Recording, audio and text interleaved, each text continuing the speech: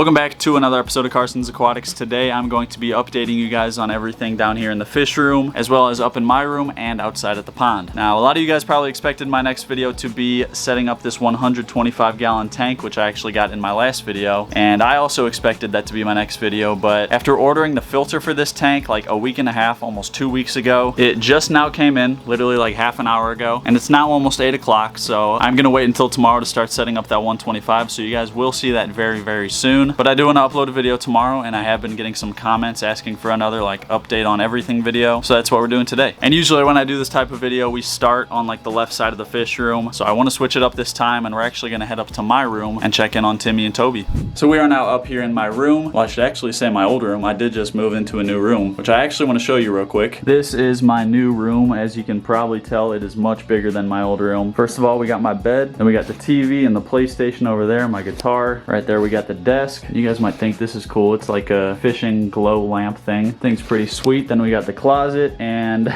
right there we got the saltwater tank kit that I've actually had for like almost a year and a half now. I bought this saltwater tank set up in March of 2020, so almost a year and a half ago, and it's just been sitting in my closet ever since. I haven't really had the time or preparation to set it up. A lot of you guys have probably seen this. I showed it in a couple live streams. I don't think I've showed it in a video yet, but there it is. The secret's out, and we should be setting that up pretty soon. Obviously we have a ton still to do down in the fish room, but yeah, this will be getting set up eventually. But anyway, back over to the turtle tank. This is my 20 gallon long turtle tank with my above tank basking area that I built like 2 years ago. And in this tank we got Timmy, the Reeves turtle, and Toby, the pink belly side neck, and they are absolutely chilling. They're doing great. They eat good, they always bask. They're just good as can be. And these guys are gonna be going down to the fish room in the 40 gallon turtle tank that I'm gonna be setting up here pretty soon. After I set up the 125, the turtle tank will be next on the list. So those guys will be going downstairs. This tank will be taken down again to just make more room for the saltwater tank. So I'm super excited for that. Nothing really crazy going on with them though. They're just doing their thing. But now we are gonna head outside to the front yard pond.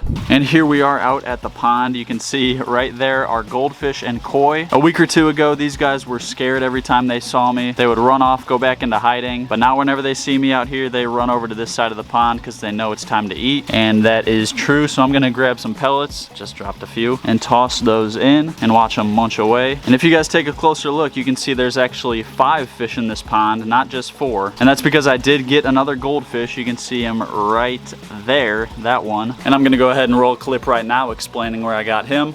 Alrighty guys, well, I don't really know what video this is gonna go in, but a lot of you probably know that my buddy Miles has, I should say had, a 20 gallon goldfish tank with a goldfish and a Placo in it, and he decided he wanted to take that tank down to make room for something else, which you guys will probably see in the future. But he asked if I would take in the goldfish and Placo, and of course I said yes. There is the goldfish. I think it's an Aranda goldfish if I'm correct, and then that's just a common Placo. It has a bit of sand on it. That's what that white stuff is. But I just went ahead and got these guys completely acclimated to the pond, so they're ready to go in. So first I'm just gonna grab the goldfish, and got him. And here he goes into his new home. I just know he's gonna love it in here.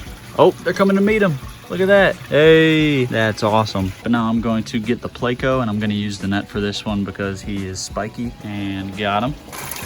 And there he goes. Oh, he's heading into the cave. So yeah, there it is. New goldfish and Placo in the pond. I'm probably going to end up adding my other 2 Placos in here as well, which are in the turtle tub right now, and you'll see that eventually. But yeah, now back to the video. So yeah, we've got a new goldfish and Placo in the pond now. They've been in here for about 2 weeks, and I haven't really seen the Placo, but that goldfish seems to be absolutely loving the pond. He's always hanging out with the other goldfish and the koi, and it's crazy. Just like imagine being that goldfish and going from living in a 20 gallon aquarium to literally a 500 gallon pond. Like, he is quite literally in a whole new world. So I'm sure he's absolutely loving life right now. Also in the pond, a couple videos ago, I got a bunch of aquatic plants for it, and you can see right there they are absolutely thriving. That water lettuce especially, it is completely branching out, growing extremely fast. That water hyacinth back there as well, it's like growing out of the water. It's doing extremely well. But then this ivy on the other hand that I planted along this rock edge, it is not doing so hot. In fact, it's all like pretty much dead, and I don't know exactly why it died. I have been watering it every once in a while while, so I don't think water's the issue. I think it might be that it just like needs to root. I know ivy can grow up walls and rocks and stuff, but I think like the initial plant needs to be rooted. If you guys remember last year when we built a pond for my buddy Miles, we got some ivy to go around his pond. We bought that from the store and we did plant it like in the ground, so that has a root system, and his ivy's doing extremely well. Like his pond has exactly what I want for my pond. That ivy growing all over the place up the house. So eventually I might head back to that store and pick up some more of that ivy that we got for him and try to plant it here, see how it does. But yeah, other than the ivy, all the other plants are doing amazing. The fish are all doing amazing, and I'd say we're about ready to get some more fish for this pond. And I'm still kind of in the middle on what I want to do. I've been talking about how I want to catch a bunch of native fish for the pond, but then the other side of me just wants to get like more koi and goldfish for this pond because they're just so beautiful to look at. So let me know down in the comments what you guys think I should do, whether I should catch native fish for the pond or if I should just get more koi and goldfish. But that's pretty much it for the pond. Now we're gonna head back down to the fish room and talk about everything down there. Starting on this side of the room over at this 10-gallon tank, home to Frankie, the African clawed frog. He's doing all right. He's growing, he's eating good, but there is one thing that might be a problem, and I'll wait for him to kind of calm down here. He actually has a little bump growing on his finger on his left hand. You can see right back there. Yep, there's a real good look at it, that little red bump. It's been there for about 2 weeks and I honestly have no idea what it is, and it's definitely starting to concern me. So if you guys have any idea what that could be, please leave a comment letting me know. It doesn't seem to be bothering him too much. His like overall behavior hasn't changed at all. It's just that weird bump on his finger. I don't know what it is. Hopefully it's nothing major though. But yeah, for him, my plan all along has been to eventually reunite him with his parents in the 40-gallon breeder tank right down there. But I definitely want to wait until that bump is gone until I put him in there, just in case like it's contagious or something. I wouldn't want him giving anything to the other frogs. But eventually, whenever that bump goes away and whenever he gets a bit bigger, he will be going in that 40-gallon tank right there. But now moving on over to the 75-gallon American cichlid tank. There are currently 4 cichlids in this tank, being the black belt,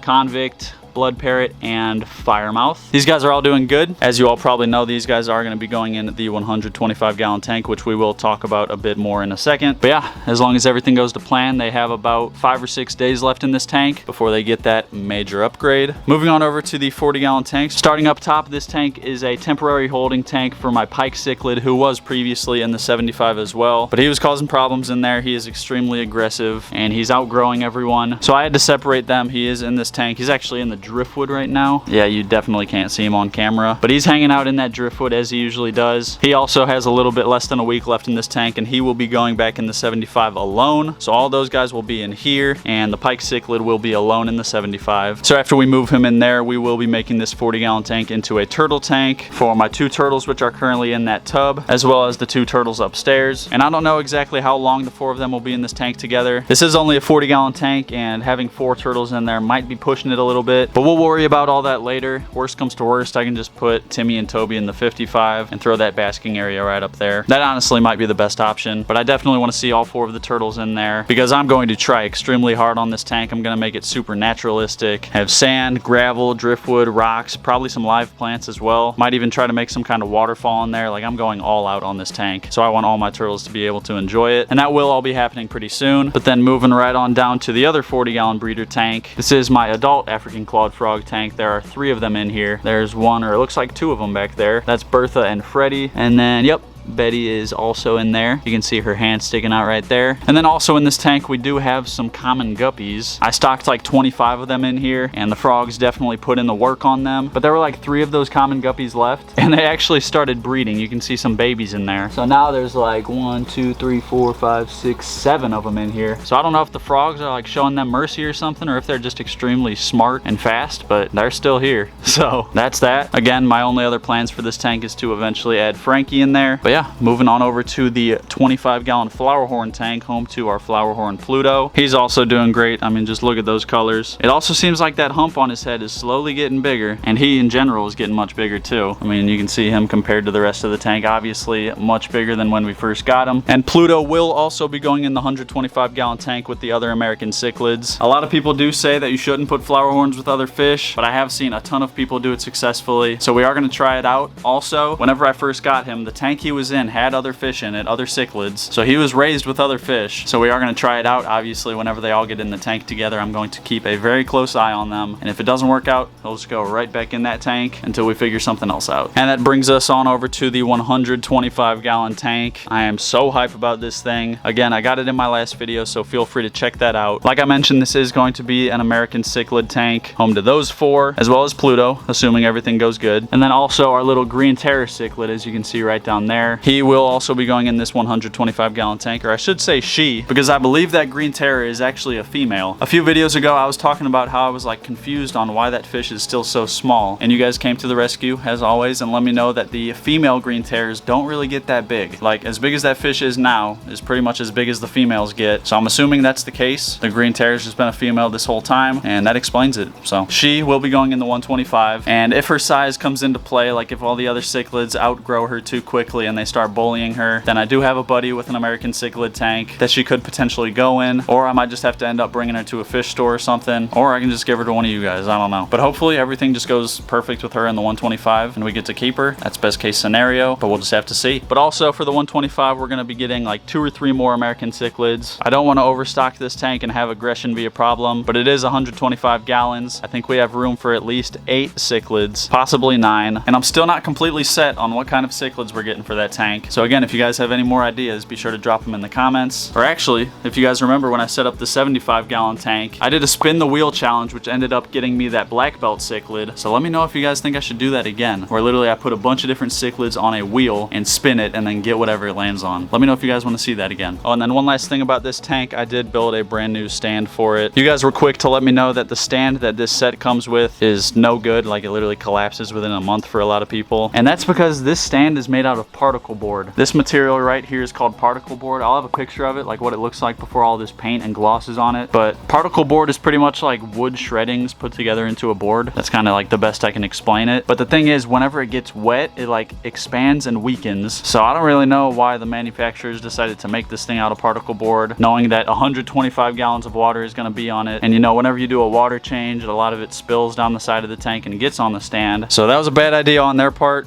Nothing I can really do about that other than build my own stand for it, which again I did. And I still need to sand and paint that stand. You guys will see that in the video where I set up this tank. And yeah, moving on over to the 10-gallon tall. And I know you guys are going to be excited to see this. The baby cichlids, as you can see, they are all growing as I said they would. Let me see if I can get the camera to focus on some of these guys. Yeah, you see that? They are growing. I talked about in a previous video how this tank is now heated, and having them in heated water speeds up their metabolism so I can feed them more, which makes them grow more. And it definitely is. Those guys, oh my, look at this guy right here. I mean, they are growing like crazy. Their colors are coming in too. Some of these guys have full-on stripes like that guy right there. And the plan for these guys is, assuming that the Flourhorn does get along with everything else in the 125, I'll just move those guys right on over to the 25-gallon tank. Then we'll grow them out in there to the point where I can do whatever with them. I'm probably going to keep a few, but then I might like sell them or give them away to my viewers. I don't know. But yeah, they'll be going in that tank. Oh, and I should mention, at first I thought these guys were going to be like blood parrot convict hybrids, which I mean, I guess they are. For anyone that doesn't know, these baby cichlids are the children of my blood parrot cichlid and my convict cichlid. So I thought we were going to get this crazy looking hybrid, which I'll have a picture of right now, where it's literally like the body of the blood parrot with the designs of the convict. But it's not really looking like we're going to get that. I mean, these guys are looking like regular convicts, and I don't really know the whole genetics behind it. But from what I remember from science class, I guess the convict cichlid just had like the dominant trait or something like that. So that's kind of upsetting. I was hoping we would get those crazy looking hybrids, but it's really no big deal. These guys are cool nonetheless. And yeah, they're just doing awesome in here. Now moving right on over to the 55-gallon tank. This is my community tank with all kinds of different tetras. We got the Buenos tetras, the glowfish tetras. Then we've got some of these rainbow fish in here, Colombian tetras, black skirt tetras. We got a school of glow light tetras. We got some corridoras hanging out on the bottom. We've got our 2 angelfish in here. There's 1 and there's 2. We've also got 2 dwarf crawfish in here. You can see one of them right back there under the heater, as well as 2 bamboo shrimp. You can see one right back there on the filter. And then let's see if I can find the,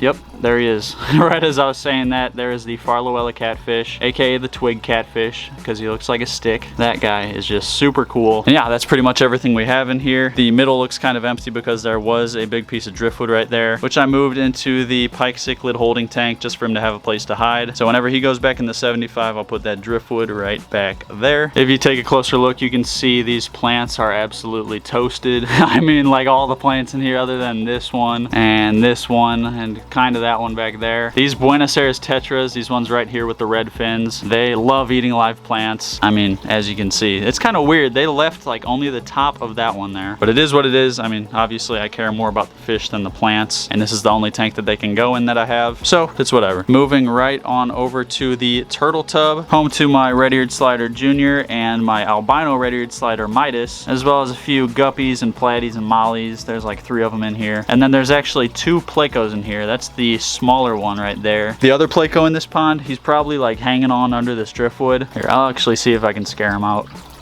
Oh, yep, there it is. You see that? Oh my goodness. He's probably like 8 to 10 inches. Definitely the biggest Placo I've owned. We had him in the pond last year. I put him in the pond when he was literally like 3 inches long, and when I took him out in the winter, he was like 10 inches long. And he actually will be going back out in the pond. And then I think for the smaller, like medium-sized one, he'll probably go in the 125. If the cichlids give him too much trouble in there, then he'll just also go in the pond. And then yeah, again, those 2 turtles will be going in the 40-gallon once we make that a turtle tank. And then those little mollies and guppies will also be joining them in the 40-gallon. And that just leaves us with this little 10-gallon over here in the corner, which is a temporary holding tank for that female green terror that I was talking about. She was in the 75-gallon with everyone else, but Ike, the pike cichlid, actually tried to eat her. I made a whole video on that you guys can check out, but basically I had to take her out so she wouldn't literally get killed. And then Ike started problems with the other fish in there, so I had to take him out too. And I probably could have just put her back in the 75 with everyone else, but that would have been a risk because I would be reintroducing her to an already like established cichlid tank, so they would probably be aggressive toward her. So I thought I would just play it safe, leave her in here for a week or 2 more until the 125 is all ready to go. And that is pretty much everything. Hopefully now you guys are completely up to date. Once again, big things on the way. We're setting up this 125 tomorrow. Then after that, we're just going to keep chugging along, get some more cichlids for the 125, set up the turtle tank, eventually set up the saltwater tank, get more fish for the pond. So much stuff on the way. And with that being said, that is going to wrap up this video, and today's comment of the day goes out to...